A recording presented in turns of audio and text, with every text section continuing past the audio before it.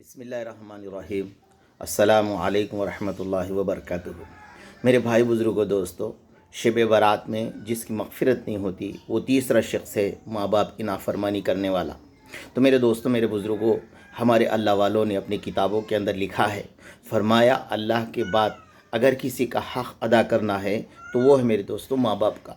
میرے دوستو، میرے بزرگوں، حضرت مولانا پالن حقانی صاحب نے اپنی کتاب کے اندر لکھا ہے کہ فرمایا اللہ تبارک تعالیٰ نے اپنے حق کے ساتھ اپنا ماں باپ کا حق کے بارے میں سورہ بنی اسرائیل کے اندر فرمایا۔ پھر اس کے بعد میں میرے دوستوں، میرے بزرگوں، اور دوسرے آیتوں کے اندر مختصر بتاتے رہا کہ فرمایا اللہ کی ذات میں کسی کو شریک مت کرو اور ماں باپ کی فرمایا احسان مانو۔ اور میرے دوستوں، میرے بزرگوں، سورہ لقمان میں خاص کر کے اس کے بارے میں فرمایا۔ اور میرے دوستوں، میرے بزرگوں، اللہ کے نبی علیہ السلام کی خدمت میں ایک صحابی آ کے پوچھے، یا رسول اللہ، ماں باپ کا کیا حق ہے مجھ پر؟ تو حضور علیہ السلام نے ارشاد فرمایا، ماں تیرے لیے جنت ہے یا جہنم ہے۔ تو میرے دوستو، اللہ کا حکم ماننا فرض ہے اور فرمایا ماں باپ کی اطاعت کرنا بھی فرض ہے۔ حضرت مولانا تقی عثمانی صاحب اپنی کتاب کے اندر لکھے، اگر کوئی اپنا باپ اپنے بچے کو پانی دینے کے لیے کہے تو فرمایا اس کو حکم ماننا فرض ہے۔ تو مگر میرے دوستو، فرمایا علماء نے پھر اس کے بارے میں یوں لکھا ہے کہ باپ جو ہے اپنے بچوں کو یوں کہنا چاہیے، بیٹا اگر تم وہ کام کر دو تو اچھا ہوگا، اچھا رہتا۔ تو میرے دوستوں، میرے بزرگوں، ماں باپ بڑی چیز ہے اور ان کی عزت، ان کی اہمیت۔ ایک بزرگ راستے سے جا رہے تھے، احلام ہوا، اللہ نے فرمایا اے وہ شخص اپنے قدم دیکھ کر رکھنا۔ فرمایا جب تم باہر نکلتے تھے تو پھر فرمایا اس وقت تمہارے بوڑھے ماں باپ کے ہاتھ تمہارے لیے اڑتے تھے۔ تو میرے دوستوں، میرے بزرگوں، فرمایا تاجدار مدینہ نے اگر کسی نے اپنے ماں باپ کو محبت سے دیکھا، فرمایا دوستوں بزرگوں، اس کو حج کرنے کا ثواب ملتا ہے۔ تو اس لیے میرے دوستوں، میرے بزرگوں، نافرمانی کسی حال میں نہیں ہے، نافرمانی ماں باپ کی کسی حال میں نہیں ہے۔ اور اللہ نے یہاں تک فرمایا اگر تمہارے ماں باپ مشرک بھی ہے تو فرمایا ان کی اطاعت کرو۔